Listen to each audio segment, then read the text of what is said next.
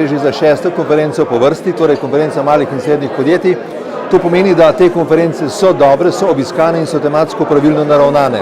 Če smo se lansko leto pogovarjali o varovanju podatkov, ker je pač to takrat vroča tema, se danes pogovarjamo o globalni informatizaciji podjetništva, torej digitalizacija podjetništva. Tukaj Slovenci smo kar solidni, pa vendar moramo tudi mala in srednja podjetja težiti k boljši digitalizaciji podjetij, k boljši digitalni opremljenosti, več izmenjav informacij preko digitalnega omrežja, zato da bo naša storilnost lahko tudi večja, zato da bomo tudi prepoznavnejši v svetu. In ravno za mala in srednja podjetja je ta korak digitalizacije izjemno pomemben, ker je seveda tudi zaradi manjše številčnosti zaposlenih, ki je običajno ta korak težji, vendar bom rekel, je en zelo dober izziv. Ponosni smo, da smo uspeli konferenco narediti kot mednarodno konferenco, na katero je prišlo kar nekaj uglednih tujih gostov, ki predstavljajo svoje referate, tako da verjamem, da bodo udeleženci današnje konference zadovoljni z izplenom in da bodo seveda pripravljeni v svojih podjetjih uvajati sodobne tehnološke novosti. I think this is an excellent event, really well organised, beautiful surroundings, and it's a pleasure to be here, particularly on the 40th anniversary. I'm pleased that ESPA can support the Small Business Chamber at this important time. The digitalisation is so important for small businesses, but I mentioned in the chamber that it's important that we don't frighten small businesses away by legislation. So I think that digitalisation is important on every level. It's important for businesses to become digitalised, to learn the skills for digitalisation, but also for our legislators at every level, regional, national and EU level, don't spoil digitalisation by frightening businesses away with the wrong sort of legislation. Legislation should encourage us to go down the route, but not discourage us with overbearing legislation that forces us to do things as small businesses that we don't want to do. I think digitalization is the right theme, especially for small and medium-sized enterprises today. Large companies have a lot of ways to deal with their business, to sell to their customers, to make the experience better.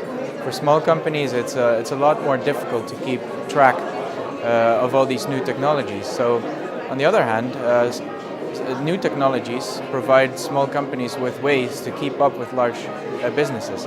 They have access to big data now. They have a huge market that they can use. For instance, if small companies, sellers in particular, work through online platforms like eBay or Booking.com, what used to be a very small market now becomes a really big market. Of course, there are drawbacks to that as well. There's a cost implication. There's a sort of a reduced competition because we're all on the same platforms. But I think in general, small companies can compete with the larger ones if they make use of technology in the way they can, in the maximum way. Kot vidimo, je pomen digitalizacije za mikro, mala in srednja podjetja tudi v Sloveniji rekla zelo pomemben. Seveda je vprašanje, kaj je to digitalizirano podjetje, ali je to pameten telefon, ali je to nakup preko spletnega obrazca, skratka celotna pot od začetka do konca pri prodaji na primer. In tudi tukaj smo videli na koncu konference, da je ta pomen digitalizacije predvsem za mikropodjetja, se pravi za tisti, ki ima enega zaposlenega, zelo, zelo pomemben in je treba za njih dati poseben poudarek. Pri tem bodo sigurno pomagali vavčerji Slovenskega podjetniškega sklada, ki bodo uzrli luč ta petek. Tako da smo zelo veseli, da smo na tej konferenci podelili priznanje ravno Slovenskemu podjetniškemu skladu, ki je temu segmentu gospodarstva z vavčerji prinesel zelo veliko spodbude pri njihovem poslovanju. V imenu celotne ekipe Slovenskega podjetniškega sklada smo seveda zelo veseli in ponosni ob prejemu tega priznanja.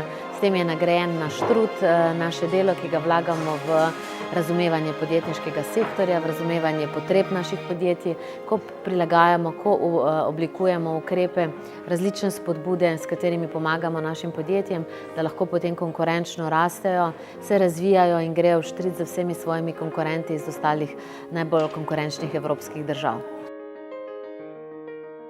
Imam lepe spomine, delali smo marsikaj, pomagali drug drugemu, smo bili specifični, predvsem zato, ker smo bili majhni.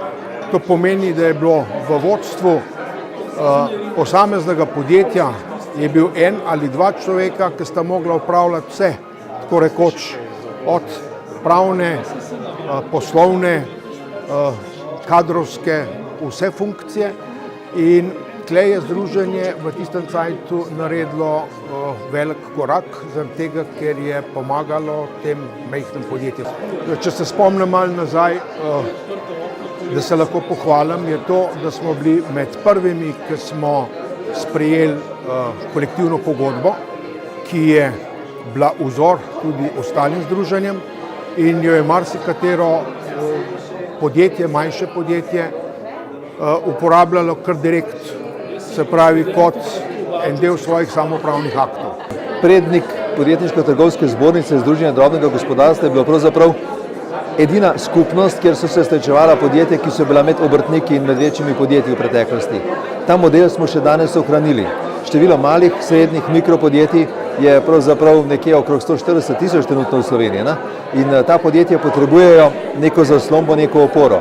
Prednost podjetniško-trgovske zbornice je ravno v modelu članstva, ker konec koncev znotraj podjetniško-trgovske zbornice ustanavljamo sekcije za posamezne panoge, interesna združenja in seveda znotraj teh je veliko lažje dosegati neke poslovne rezultate, kot pa če si eden v množici.